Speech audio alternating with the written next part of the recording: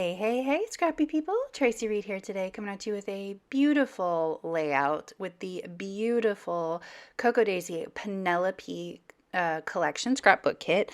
This is the February collection from Cocoa Daisy. I think it is currently on sale. I don't know if it's sold out yet, but oh, it is so pretty. It is actually Bridgerton based, which took me a sad amount of time to figure out because I've never watched Bridgerton, but I was like, wow, this seems very Bridgerton based, just based on the sentiments and some of the icons and stuff. And then I looked at it closer and I was like, oh yeah, this is definitely Bridgerton based. But Bridgerton is a love story. So I am scrapbooking my own love story because I could not believe how well that beautiful blue floral paper matched my cardigan in these photos from 2021. So I'm going to use it because I love it and it is gorgeous. And I didn't use as much of it as I wanted to because I used this small little portion of it. But I think it's enough to pick up the cardigan from the background. So you can see that I have matted my photos on the beautiful hot pink from the backside of that blue paper, that blue floral. And it matches, my husband's wearing red, but the way that the photo is filtered, it looks pretty pink. And then also my cardigan has a lot of pink in it. So I thought that the pink worked really well and delineated my photos from the background pretty well too.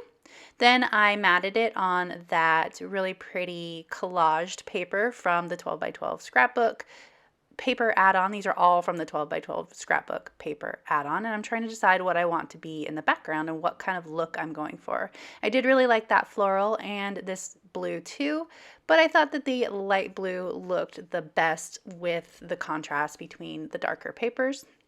So I am going to go ahead and put it down, and I'm actually going to tear off a little bit more of the top once I get this laid down because I felt like there was just a little bit too much of the collage at the top there. I wanted there to be a little bit more blue. And of course I got a little adhesive on my photo, so I'm using some tweezers to pick it off. There we go. Trying to decide if I want anything else underneath here, but I think I'm good with these papers. So I'm going to go ahead and tear off the top a little bit so I get a little bit more of that light blue peeking out. And then I can start embellishing with all of the gorgeous embellishments in the scrapbook kit. Now, the problem I have is that I've already created a mini album with the scrapbook kit and all of the gorgeous things that come in the scrapbook kit. So I actually don't have a lot of embellishments left in the scrapbook kit that would necessarily work for this page. You can see I only have a couple flowers, a lot of leaves. Strangely, I must not have used them very much in my mini album. Some tags and just some blank stuff that didn't really fit with the composition of this layout. So I start by trying to add in the flowers that I do have, but I really feel like they didn't quite match or get the effect of the layout that I wanted. So now I'm looking through the journal card add-on and I'm pulling out journal cards that might work for this page. And this is like my top tip for this page specifically is if you have run out of the die cuts or the stickers or whatever it is in your collection, the Cocoa Daisy journal cards always have a ton of cards that are great for fussy cutting. So I have a few of these florals that I'm going to fussy cut out and that typewriter as well. So the first one, I actually left a white edge around the outside edge of that flower, but then I decided that it didn't really match these leaves that I wanted to use as well. So I'm going to eventually cut off the white outline of that first one, and I have cut exactly to the edges of the image on this one.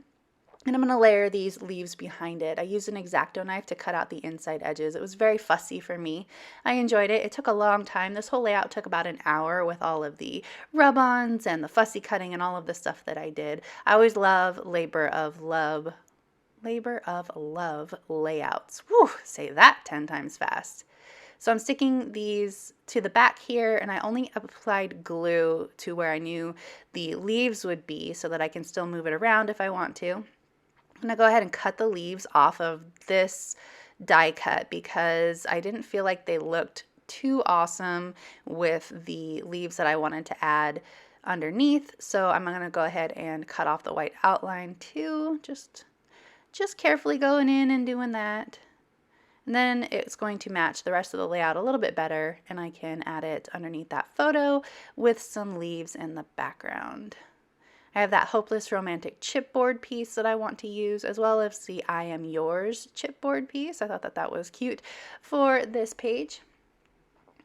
So I'm just going to add some leaves back here. I know I want to add another one, but I don't know quite where yet. And smart, I'm being smart this time instead of silly.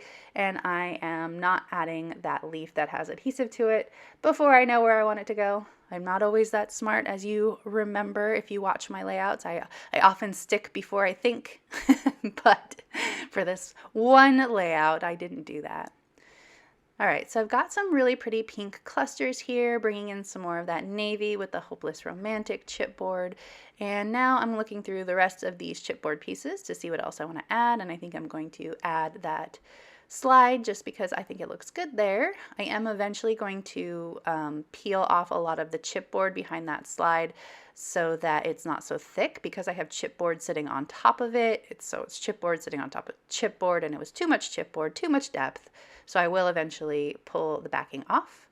This journaling card, rather than fussy cutting anything out, I decided to tear it like the paper above it so that it matched a little bit, and also just to take off a little bit of the height on it. All of the top of that was that navy blue, so I didn't need all that extra navy blue. I cut out this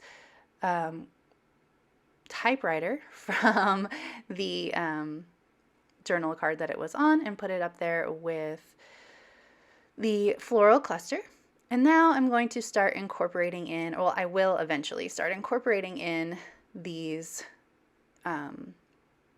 rub-ons. The rub-ons in the Cocoa Daisy collections are always beautiful, and I love that they come printed on white backgrounds now so that they don't completely blend into patterned papers. They stand out pretty well, which is amazing because I pretty much only scrapbook with patterned papers, and I don't want my rub-ons to disappear. So I'm using some word strips from the word strip sheet and adding it to the journaling card, as well as the alphabets. I haven't seen these alphabets, these cursive alphabets, in a while from Cocoa Daisy, so it was nice to see them. I also love that they are hot pink. So the card now says, "To love and be loved, you deserve nothing less. This is us." I'm gonna incorporate that orange flower that I discarded before, and then this leaf as well. I'm trying to use up as many of the leaves as possible since I am running out of florals. Want to use them up. Of course, I also have the creative kit, but the challenge here is to just use the scrapbook kit, and challenge accepted. But I do have more florals in the creative kit because every month I do get the creative kit and the journal card add-on, as well as the 12 by 12 paper add-on and the memory keeping stickers, because I love to layer. Your girl loves to layer, and so I need lots and lots of beautiful product to do that. Now I'm adding in the rub-ons all over my page here. I added in some of the script, some of the ink blotches, that letter. I'm gonna pull off the backing on this frame and add that butterfly rub-on above it. I might have already put it down, I'm not sure yet. But now I need to glue down the frame, put that back there, and then I can add this word strip better. It says together is better. Then I'm looking at the rest of these thinking, I don't think that most of them are going to work, but I do want to incorporate this tag. I am pulling off the adhesive and some of the thickness again, and I'm going to actually tie it with some string from my stash. And then I'm going to use it to add the date, or actually just the year, because this was Valentine's Day 2021. So I'm going to add just the year, and I cheat just a little bit, because Cocoa Daisy alphabets don't typically include numbers, but in the memory keeping sticker sheets, there are numbers that are meant for dating, or for like dating not a calendar, a planner. And so I'm going to use the 20 and the 21 from that memory keeping sticker sheet to, look at me, very professionally using my sleeve to get the glue off. I'm going to use the 20 and the 21 to put 2021 on that tag so that I have it dated.